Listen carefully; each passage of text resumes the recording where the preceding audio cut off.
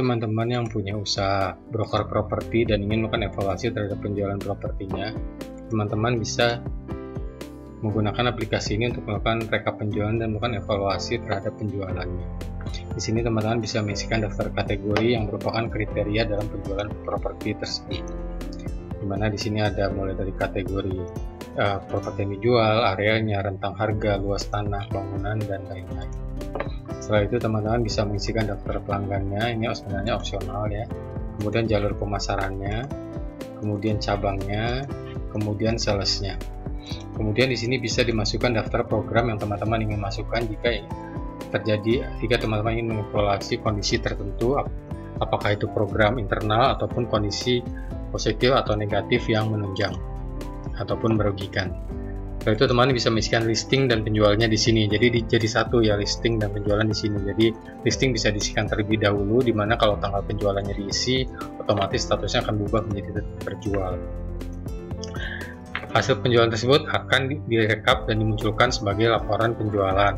Di mana di sini bisa dilihat laporan penjualan harian, kemudian laporan penjualan mingguan, kemudian laporan penjualan bulanan. Dan ada juga laporan penjualan berdasarkan salesnya, bisa dipilih waktunya dan salesnya.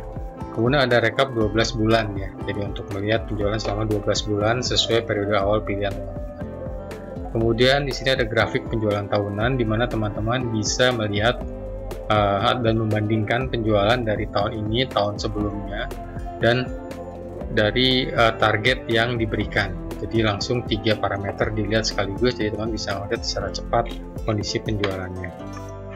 Setelah itu ada kalender rekap penjualan, ini untuk melihat penjualan terjadi kapan saja ya. Jadi bisa dilihat waktunya, harinya, dan profilnya sehingga bisa diketahui trennya bagaimana. Dan untuk analisa disediakan analisa mingguan dan analisa bulanan. Untuk analisa mingguan, teman-teman di sini bisa memilih 2 minggu yang berbeda.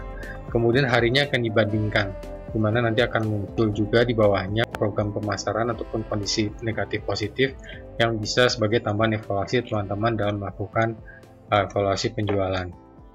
Untuk bulanan pada prinsipnya sama, di mana ditampilkan di sini adalah 2 bulan yang berbeda yang bisa teman-teman pilih.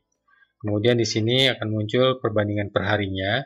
Kalau tadi mingguan hari yang sama, tanggal yang berbeda, ini tanggal yang sama dan hari mungkin yang berbeda. Kemudian di bagian bawah dimunculkan penjualan tertinggi berdasarkan kategori, sales, rentang harga, dan